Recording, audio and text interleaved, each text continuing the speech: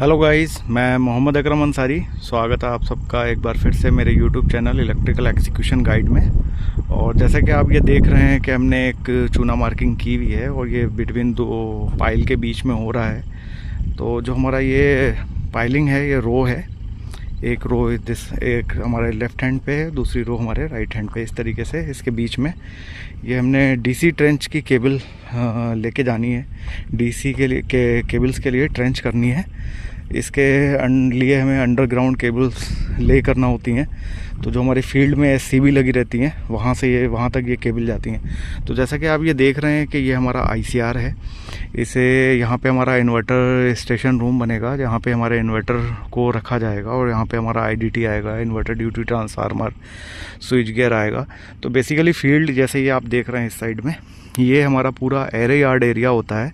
यहाँ पे एमएमएस लगेगा, मॉड्यूल माउंटिंग स्ट्रक्चर। उसके बाद इस पर मॉड्यूल लगेंगे, उसकी स्ट्रिंगिंग होगी, वहाँ से जो डीसी जनरेट होगी उन केबल्स, उस डीसी को हम एससीबी में लेके आएंगे। एससीबी के थ्रू फिर हमें इन्वर्टर में लेके आना है। तो उसके लिए जो ये बेसिकली केबल्स चाहिए होती हैं कनेक्टिविटी के लिए, तो इसको हम अंडरग्राउंड ले करते हैं। तो आप देख रहे हैं कि यहाँ से हमने चूना मार्किंग की हुई है इसकी। तो ये आज हम इसका डीसी ट्रेंच एक्सकेवेशन आज फर्स्ट ब्लॉक है जहाँ पे हम स्टार्ट करने जा रहे हैं इस प्लांट का।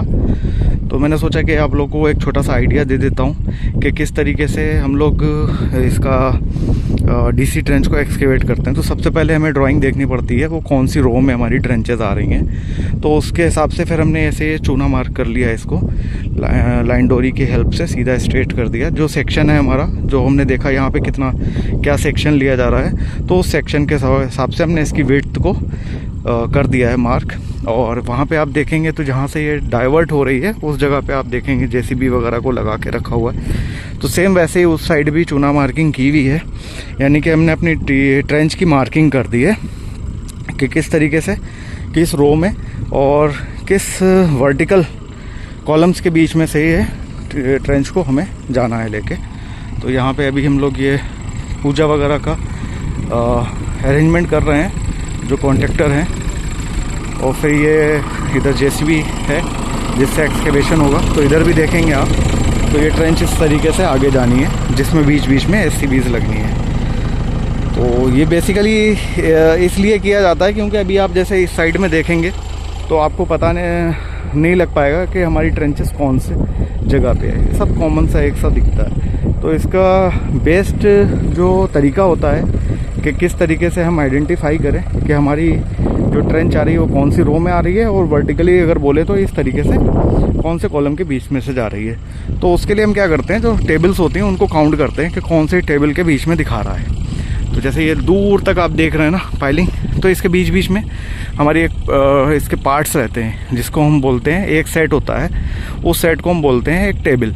वो हमारा 21 कॉलम पोस्ट, जैसे ये आपको प्रीवियस वीडियोस में भी बताया हुआ है, इस 21 के सेट का भी हो सकता है, कहीं पे 24 का भी हो सकता है, कहीं पे 27 का भी हो सकता है, और हो सकता है इनसे कम का भी हो सकता हो। तो एज़ पर डिज़ाइन रहता है। बट जब वो हमें ये एक बेंचमार्क मिल जाता है कि इसमें इतनी टेबल आ रही हैं और कौन सी टेबल में है, तो वो हम लास्ट से या आईसीआर के पास से वो काउंट कर लेते हैं। सेम ऐसी रो काउंट कर लेते हैं कौन सी रो है। तो first row, second row, third row में दिखा रहा है ड्राइंग में, तो उस तरीके से फिर उसको मार्क कर लेते हैं। सेम ऐसे ही जो कॉलम पोस्ट है, तो कॉलम पोस्ट मान लीजिए फर्स्ट टेबल के 14th नंबर कॉलम है या 11th नंबर है या 9th नंबर है, तो वो कॉलम को उधर से काउंट कर लिया जाता है 1 2 3 4 5 ऐसे करके, और उसके बीच में ही फिर अपनी मार्किंग कर लेते हैं। मार्किंग करने से आइडिया मिल जाता है कि हमें यहीं पे एक्सकेवेट करना है, ताकि हमारी केबल की लेंथ एक्स्ट्रा ना हो जाए या हम कहीं गलत जगह पे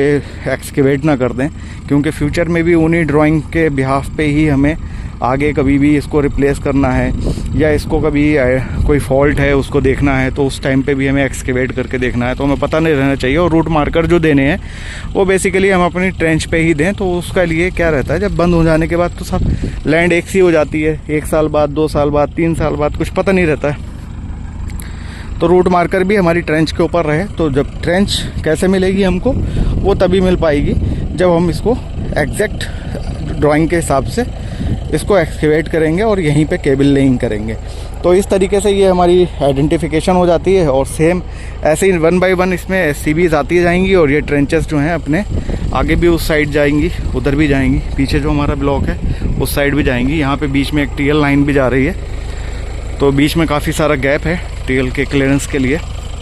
तो चलते हैं। आई होप कि आपको ये DC ट्रेंच को या AC ट्रेंच को जो भी हमें केबल लेइंग करनी है वो किस तरीके से करनी रहती है वो आइडिया मिल गया होगा। और इनकेस कुछ रह जाता है तो आप मुझे कमेंट कीजिए, मैं आंसर करने की कोशिश करूंगा। बाकी प्रीवियस इससे रिलेटेड जो वीडियो रहेगी उसको मैं डिस्क्रिप्शन में लिंक दे दूंगा, जिससे आपको देखने में समझ में आ जाए। ऑलरेडी मैंने एक इनिशियल स्टेज पे वीडियो बनाई हुई है, DC केबल लेइंग पे नहीं बनाई है। आई होप कि मैं कोशिश करूँगा DC केबल लेइंग कैसे होती है इसमें कवर करूँ और AC केबल लेइंग को भी कवर करूँ। बाकी तो सारी क्रिटिकल और टेक्निकल मोस्टली मैंने अपनी वीडियोस में कवर किए हुए हैं। चलिए चलते हैं फिर और मिलते हैं। सोलर के काम से रिलेटेड कुछ भी आपको देखना है मेरे YouTube चैनल पे मिल जाएगा आपको। Thank you. आप लोग इसी तरीके से जुड़े रहिए और मुझे सपोर्ट करते रहिए। आप सबका बहुत बहुत शुक्रिया। आगे से आगे नॉलेज को, इन्फॉर्मेशन को शेयर करते रहिए। धन्यवाद।